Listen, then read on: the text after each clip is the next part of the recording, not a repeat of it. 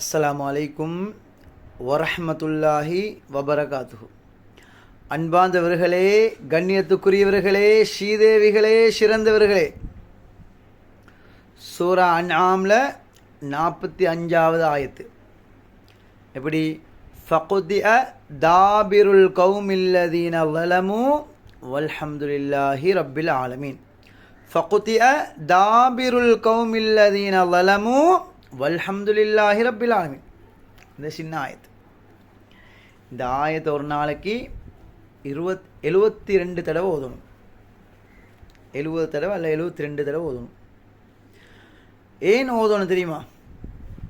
எங்களுக்கு யாராவது அநியாயம் செஞ்சா, அல்லது சதி செஞ்சா, அல்லது குடும்பத்தை பிரிச்சா, அல்லது எங்களை ஏமாத்தினா, இப்போ செலவு வைக்கிறாங்க, அங்கே போய்த்து இவங்களை பற்றி பலாய் கழுவாங்க, இங்கே வந்து அவங்கள பற்றி பலாய் கழுவாங்க, 2 குடும்பத்தையும் பிரித்து போடுவாங்க. பிரித்து போட்டு இவங்க நல்ல புள்ள மாதிரி இருப்பாங்க. இது நடக்குது. அப்போ நபி ஸல்லல்லாஹு அலைஹி வஸல்லம் சொன்னாங்க, கோல் செல்லக்கூடியவங்க சுவர்க்கத்தை நுழைய மாட்டாங்க, கோல் செல்லக்கூடியவங்க நரகம் தான் போவாங்க.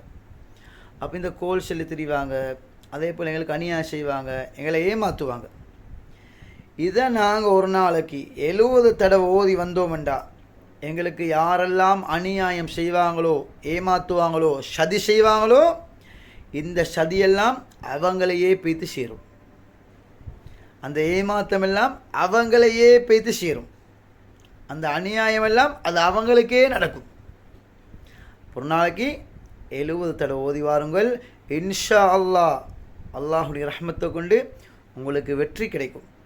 உங்களோட எல்லா பிரச்சனையும் தீர்ந்து போகும் இன்ஷா அல்லாஹ். அதனால் இதை பாடமாக்கி ஓதி வாருங்கள். மற்றவர்களுக்கும் சொல்லிக் கொடுங்கள். அல்லாஹ் ரஹ்மத்தை செய்வான்.